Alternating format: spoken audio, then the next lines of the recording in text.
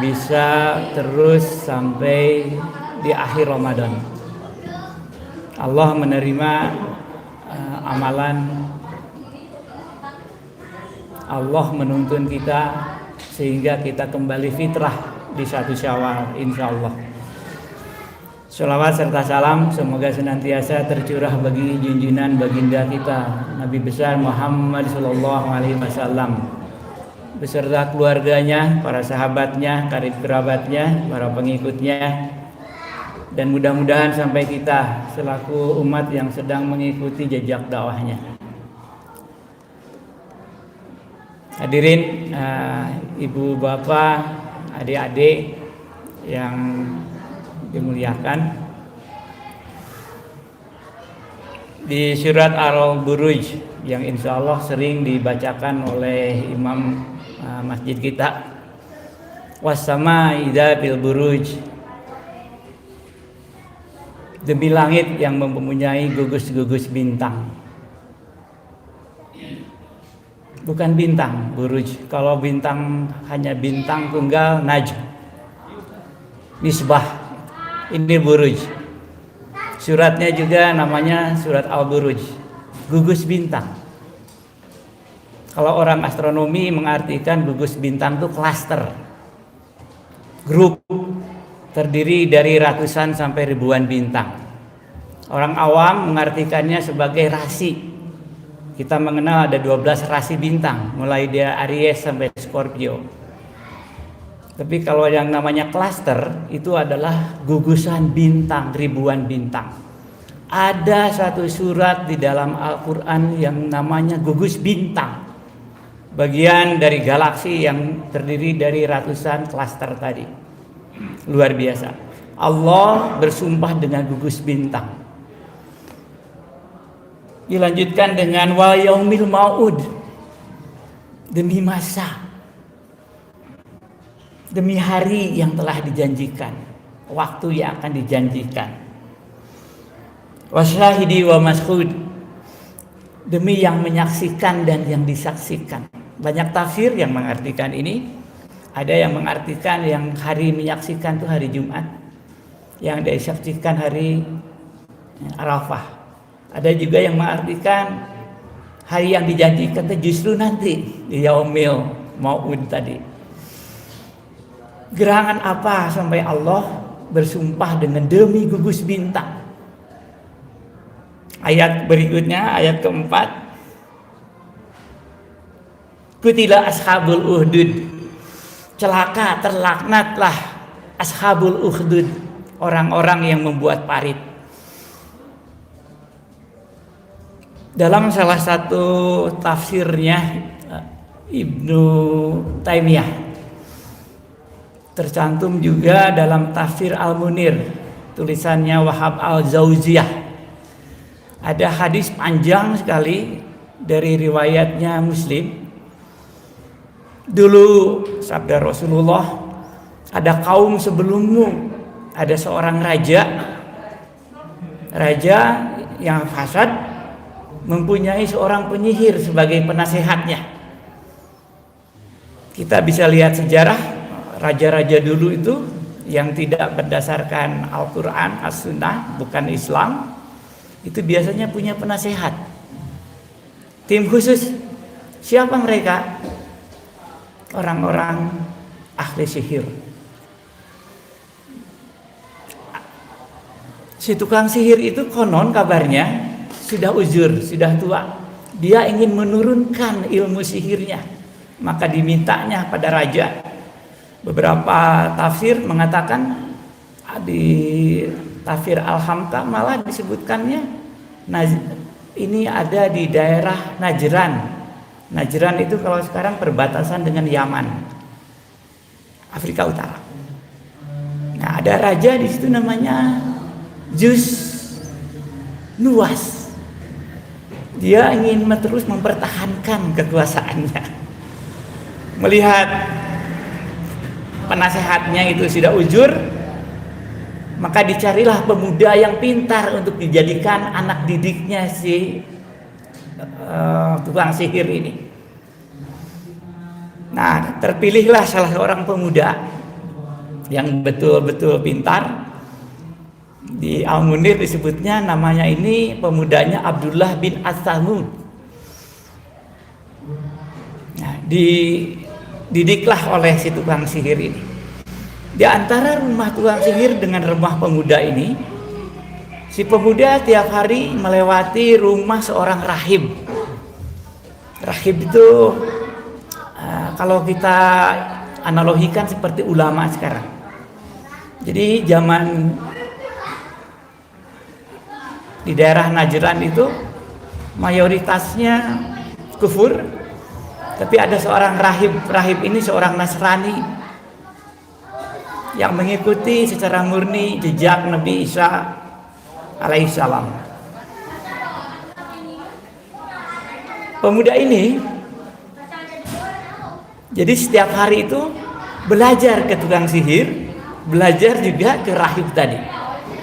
Sampai suatu saat ketika dalam perjalanan ke rumah rahib dan tukang sihir ini bertemu dengan seekor binatang buas sangat besar. Tidak disebutkan di tafsir binatangnya seperti apa. Tapi dalam pikiran si pemuda ini, inilah kesempatan saya untuk memohon petunjuk kepada Allah. Beliau berdoa, anak pemuda ini, ya Allah, beri petunjuk. Sekiranya saya lemparkan batu, binatang ini mati, itulah kebaikannya rahib. Tapi kalau tidak mati, itulah kebaikan tukang sihir. Maka dilemparkanlah batu itu ke binatang itu dan mati. Jadi dia bisa menarik kesimpulan rahib yang benar. Disampaikanlah berita ini ke rahib tadi, bahwa di jalan saya membunuh gitu ya. Apa yang disampaikan oleh rahib? Hati-hati, wahai Ananda, kamu akan dapat cobaan. Ketika cobaan datang, jangan sebut-sebut nama saya, karena saya akan terkait. Singkat cerita ya. Pemuda Abdullah bin As-Samud ini punya, kalau sekarang mungkin karomah, punya sixth sense, indera keenam. Dia bisa menyembuhkan berbagai penyakit, termasuk penyakit kebutaan, copak. Sahdan ada seorang pegawai dari raja ini yang punya penyakit mata, copak. Mendengar berita si pemuda dapat menyembuhkan penyakit, dia datang membawa berbagai hadiah, maklum gitu, seorang pejabat. Hei pemuda, saya mendengar Anda punya keahlian dan seterusnya. Tolong sembuhkanlah ini, saya bawa oleh-oleh. Kira-kira seperti itu. Pemuda menjawab, bukan saya yang menyembuhkan, tapi Allah. Coba Anda masuk sebagai seorang muslim, saya akan doakan demi kesembuhan. Maka mengikutilah si pegawai kerajaan ini, mengakui akan keesaan Allah. Dengan catatan pemuda ini mengikuti agamanya Nasrani yang murni. Nah, setelah didoakan oleh pemuda, Masya Allah, sembuh saat itu. Besoknya pemuda ini kembali bekerja, ketemulah raja. Hei pegawai,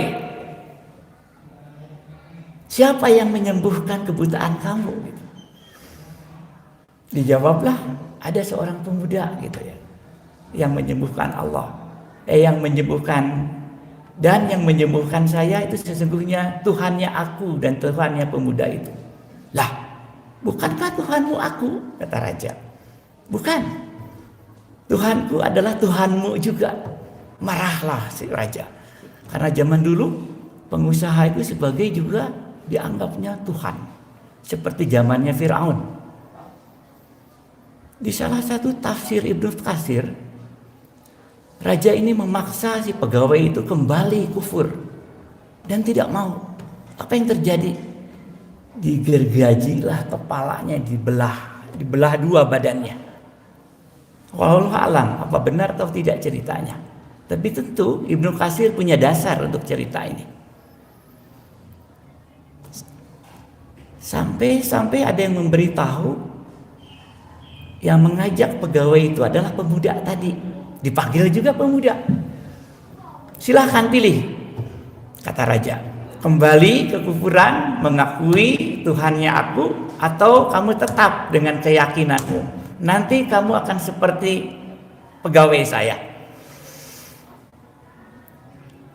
Si pemuda ini tetap, Tuhanku, Tuhanmu juga, Allah. Gitu. Nah, karena si pemuda ini dididik untuk menggantikan tukang sihir tadi, tidak langsung dibunuh. Dicobalah berbagai cara. Dibawalah oleh, kalau sekarang mungkin pasukan khusus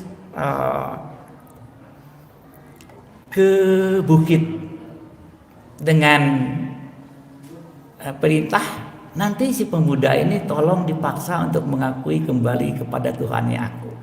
Kalau tidak, jatuhkan ke lembah, katanya gitu. Dibawalah pemuda ini ke gunung, dipaksa untuk mengakui kembali kufur, tapi tidak mau. Tuhanku, Tuhan kalian juga Allah. Gitu. Dijatuhkanlah ke lembah.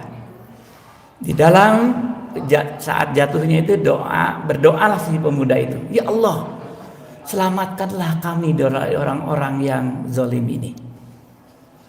Qadarullah, pemuda ini selamat. Di salah satu tafsir Al-Munir, tulisannya Wahab Al-Jauzaz itu, gunung itu bergetar. Gempa kalau sekarang. Sampai belah, masuklah pasukan-pasukan yang membawa pemuda itu. Meninggal semua. Kecuali pemuda itu. Besoknya pemuda itu menghadap lagi raja. Kemana pasukan saya yang menghantarkan kamu? Ceritakanlah, dia masuk ke lembah tapi selamat. Kemudian para pasukannya meninggal. Berbagai cara sudah dilakukan setelah itu, tetapi si pemuda itu tidak meninggal. Sampai suatu saat dikirimkanlah pasukan untuk membawanya ke tengah laut. Sama seperti pertama kali, bawa ke tengah laut, paksa supaya dia kembali kufur, mengakui Tuhannya aku. Kalau tidak, tenggelamkan. Qadarullah.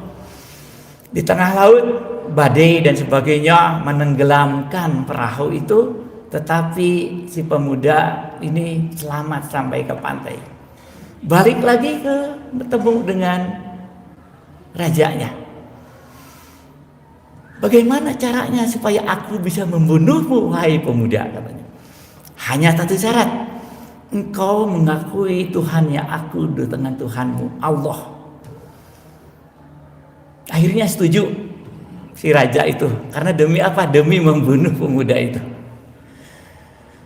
Bagaimana caranya? Ikatlah, saliblah aku di depan rakyatmu di atas pohon di lapangan terbuka, katanya.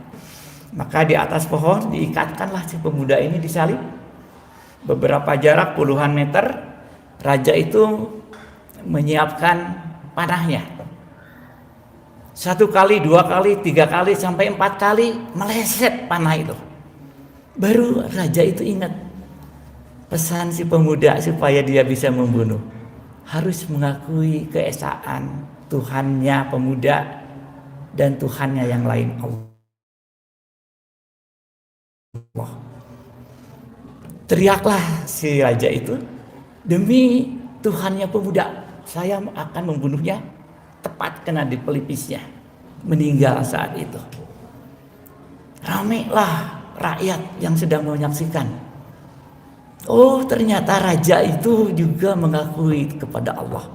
Berimanlah mereka itu. Paniklah raja. Diumumkanlah, siapa yang kembali kepada Tuhannya aku akan selamat. Tetapi kalau kufur, mengakui Tuhannya pemuda, akan saya bunuh. Karena rakyatnya banyak, membunuhnya sulit. Dipanggillah para pasukan untuk menggali parit.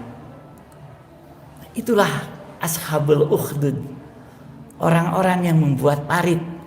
Setelah dalam paritnya dikumpulkan kayu bakar, kalau sekarang mungkin batu bara gitu ya, dinyalakanlah api. Setiap rakyat ditanya, kufur kembali ke agama mengakui aku sebagai Tuhan atau Tuhannya pemuda itu. Mayoritas tetap mempertahankan Tuhannya pemuda. Dilemparkanlah ke parit itu. Itu yang tergambarkan di Al-Buruj. Sampai ada di tafsirnya Ibnu Katsir itu seorang ibu yang sedang menggendong anaknya. Ragulah dia mengakui Tuhannya pemuda atau Tuhannya raja. Qadarullah, Masya Allah. Bayi yang digendongnya itu bicara. Ya ibunda, sabarlah, sesungguhnya engkau dalam kebenaran. Ibnu Katsir menyatakan, ini adalah salah satu dari 3 bayi yang bisa bicara selain Nabi Isa dan bayinya Auzauza. Auzauza itu yang dulu diriwayatkan dituduh berzina sehingga punya bayi. Bayi inilah yang bersaksi. Nah, satu lagi bayi ini, bayi ibu yang mau dimasukkan, dilempar ke orang-orang ashabul ukhdud. Cerita ini insya Allah yakinkan kita ini benar, Al-Quran yang bicara. Apa pelajaran yang dapat kita simak? Kalau boleh saya sampaikan, kita belajar harus sedini mungkin. Pemuda tidak dilihat dari usia loh. Tapi ketika girah ingin belajarnya muncul, saat itu kita tetap harus belajar. Yang kedua, para penguasa zalim biasanya ingin mempertahankan. Yang ketiga, penasehatnya tukang sihir. Yang terakhir, yang keempat, sejarah ini jadi pelajaran. Artinya apa? Bisa jadi terulang. Kapan? Wallahu a'lam bishawab. Wassalamualaikum warahmatullahi wabarakatuh.